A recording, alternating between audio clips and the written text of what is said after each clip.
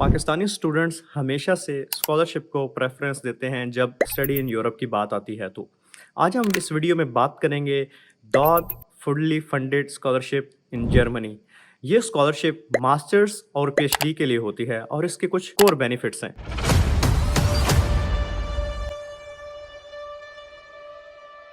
अगर मैं core benefits की बात करूं तो इसमें जो मास्टर्स के लिए मंथली स्टाइपेंड है वो 934 यूरोस है और जो पीएचडी के लिए अलाउंस है, ठीक है, वो है 1300 यूरोस। और इसमें जो सबसे मेन पॉइंट है वो ये है कि no block account is required. बहुत सारे स्टूडेंट्स डिज़ायर करते हैं, ठीक है, कि हमें फुली फंडेड हो। इट मीन्स दैट आपका जो ट्रैवल एक्सपेंस है वो भी इसमें इंक्लूड होता है, लाइक ट्रैवल एंड इंश्योरेंस जो होती है वो भी आपको प्रोवाइडेड होती है। आपको वन फेयर वन फ्लाइट का जो टिकट होता है जर्मनी जाने के लिए वो भी इसमें ऐड होता है। अगर मैं इसकी बात करूं ड्यूरेशन की, तो जो आपको अलाउंस मिलता है ड्यूरेशन के लिए वो 24 मंथ के ड्यूरेशन के लिए आपको अलाउंस मिलता है। और जो सेकेंड ईयर का जो अलाउंस होता है वो आपकी जो एकेडमिक परफॉर्मेंस होती है उस पर डिपेंड करता है। एलिजिबिलिटी एंड एप्लीकेशन टाइमलाइंस की अगर मैं बात करता चलूँ तो इसमें जो मेन चीज़ आती है कि आपकी बैचलर्स की जो डिग्री है वो फुली कंप्लीटेड होनी चाहिए, ठीक है, और आपके जितने जो डॉक्यूमेंट्स हैं वो सारे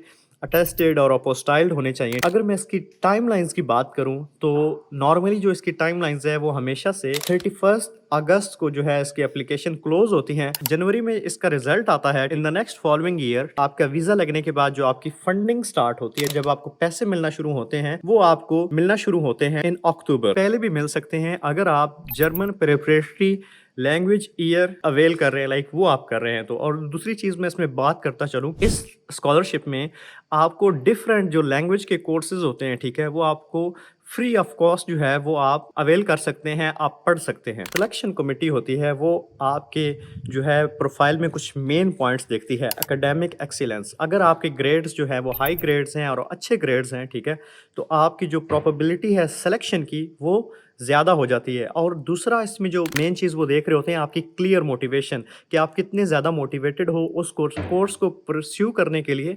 और दूसरा उसमें आप कितने सीरियस हैं, कि आप कितने सीरियसली क्या कहते हैं अपना जो मोटिवेशन लेटर है वो लिख रहे हैं।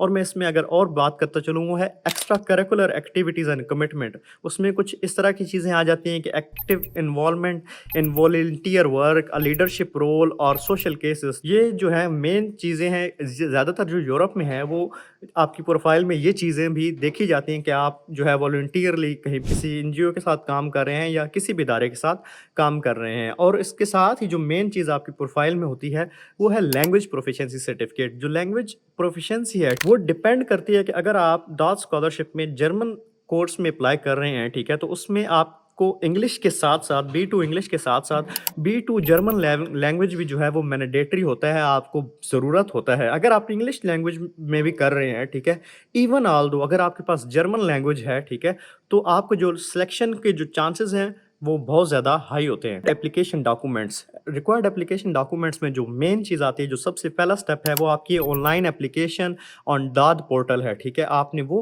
सबमिट करनी है अलॉन्ग विद टेबुलर सीवी, ठीक है, मैक्सिमम ऑफ 3 पेजेस, ठीक है, वो होनी चाहिए, ठीक है। उसके बाद आपका मोटिवेशन लेटर जो है वो detailed essay explaining your goals 1 to 3 pages होना चाहिए। उसके साथ जो है वो आपका admission letter, university acceptance letter जो होता है, ठीक है, वो आपने लगाना होता है जब आप अप्लाई करते हैं, ठीक है, तो उसमें आ जाता है। उसके बाद आपका लैंग्वेज सर्टिफिकेट की मैं बात की है, ठीक है, इंग्लिश और जर्मन जो है वो आपके होने चाहिए। और वो जो है वो आपने लास्ट 2 ईयर्स में जो है वो दोनों जो सर्टिफिकेट्स हैं इंग्लिश और जर्मन के वो आपने ऑब्टेन किए होने चाहिए। और दूसरा जो मेन चीज़ आती है उसमें है लेटर ऑफ रिकमेंडेशन, ठीक है, issued by a university professor. इसमें जो और चीज़ होती है वो आपकी डिग्री सर्टिफिकेट्स एंड ट्रांसक्रिप्ट होती हैं, ठीक है, और वो जो होती है वो आपकी दोनों जर्मन जो है लैंग्वेज में ट्रांसलेट हुई होनी चाहिए। और साथ में ओरिजिनल सपोर्टिंग डॉक्यूमेंट्स जिस तरह प्रूफ ऑफ वर्क एक्सपीरियंस और एक्स्ट्रा करिकुलर एक्टिविटीज़। इसमें मेन चीज़ है, ठीक है, वो नो एज लिमिट है। इवन आपका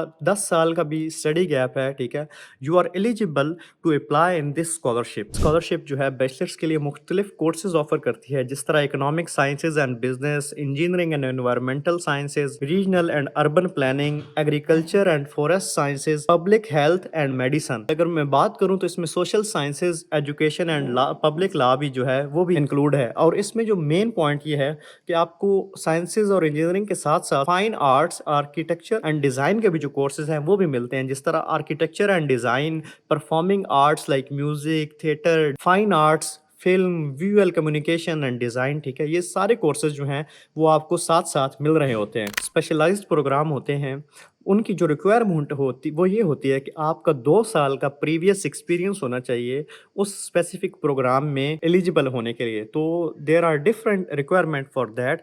और अगर मैं इसमें एक और लास्ट चीज़ ऐड करता चलूँ, वो ये है कि अगर आपको अपने डिज़ायर्ड कोर्सेज़ चेक करने हैं तो आप दाद स्कॉलरशिप की वेबसाइट पे जाएँगे, तो वहाँ से आप जो है अपना फ़िल्टर लगा के आप अपनी इंग्लिश लैंग्वेज की रिक्वायरमेंट या जर्मन लैंग्वेज की रिक्वायरमेंट के हिसाब से आप अपना डिज़ायर्ड कोर्स जो है वो अचीव कर सकते हैं। This video was whole about DAAD fully funded scholarship, ठीक है?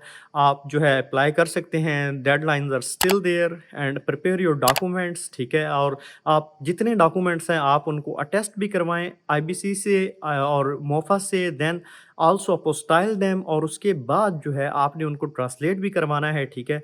ये सारे डॉक्यूमेंट्स आप प्रिपेयर करें and you are well set to go for that scholarship. Good luck to you guys. Thank you so much.